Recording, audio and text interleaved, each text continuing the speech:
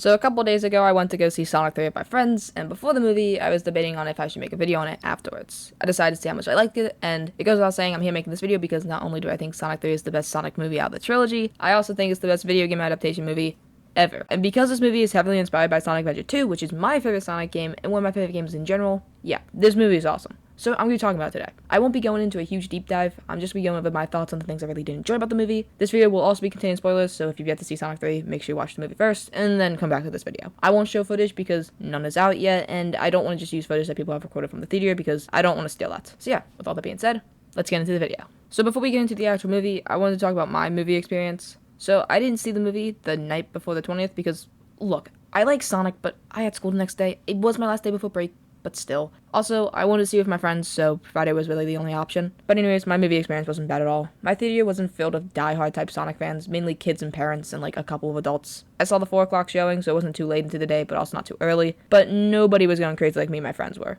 Which is kind of disappointing, but it doesn't really matter. Like when the Super Sonic and Super Shadow fight came on, when Live and Learn came on, nobody was going crazy like we were. They kind of just sat and watched. I didn't even hear a "oh dang" or "oh my god" from anyone until the mid-credits. But even then, nobody went insane like me and my friends did. Like, all I heard was a "oh my god, no way," and that's it. And nobody stayed for the post-credit scenes. They stayed for the mid-credits and not the post-credit. Like, what? We were the only people in the theater for the post-credit scene. But overall, my movie experience was great. So, quick plot synopsis. Shadow has woken up after 50 years and starts causing trouble, which nobody can stop. This leads Sonic, Tails, and Knuckles going against Shadow for the first time, and they get absolutely destroyed. This leads them to team up with Dr. Robotnik. Later, Robotnik teams up with Joe Robotnik, his grandfather, who's teamed up with Shadow.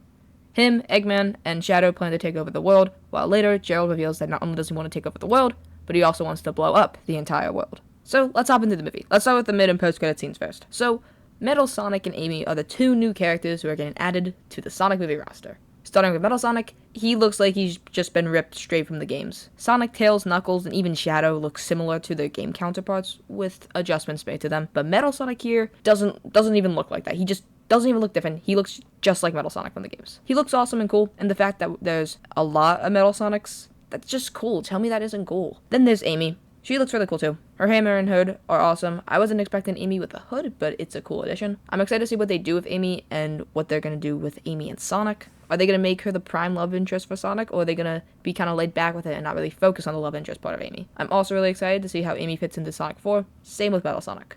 After the mid-credits is the post-credit scene, and it's where Shadow is retrieving his inhibitor rings.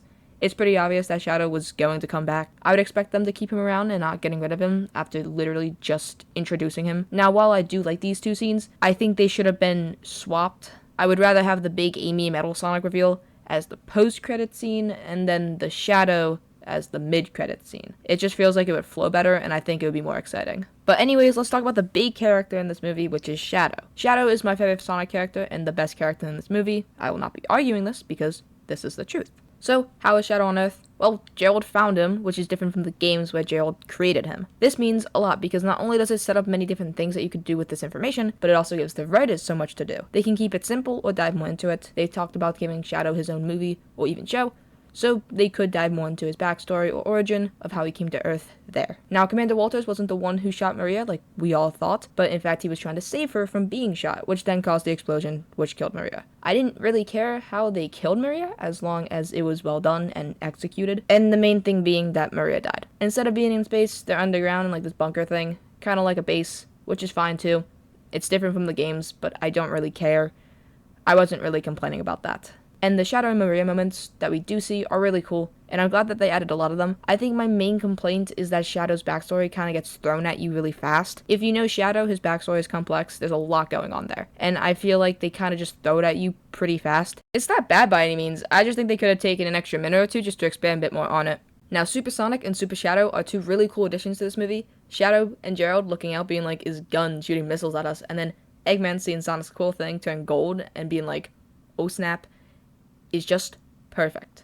Sonic grabbing Shadow and then flying him to space and crashing him on the moon was so cool. And then when Shadow punches the Chaos Emeralds out of Sonic and they both go super, it's like, tell me this isn't cool because this is the coolest thing I've ever seen. In the trailer, they're both in their normal forms, but then in the movie, they're in their super forms, which is awesome. I wasn't expecting Super Shadow and Supersonic fight. I think I should have like kind of like got that, but like it just never crossed my mind. And I also think that Super Shadow looks really cool in this movie. But like Super Shadow is like always cool, so like he's just even cooler here. This was the scene I was flipping out at. Shadow and Sonic have the little talk in the moon, and then they team up, and then they power up. Live and Learn starts to play, and then we cut over to Jim Carrey. Like, I love Jim Carrey, but come on, can we just wait until this is like over? Like, I'm experiencing Shadow and Sonic teaming up while Live and Learn starts playing in the background, and I'm in the theater, like I'm witnessing this movie, and this scene just doesn't feel real. I don't want that action taken away. That's really my only major complaint with the climax. And then Sonic and Shadow do the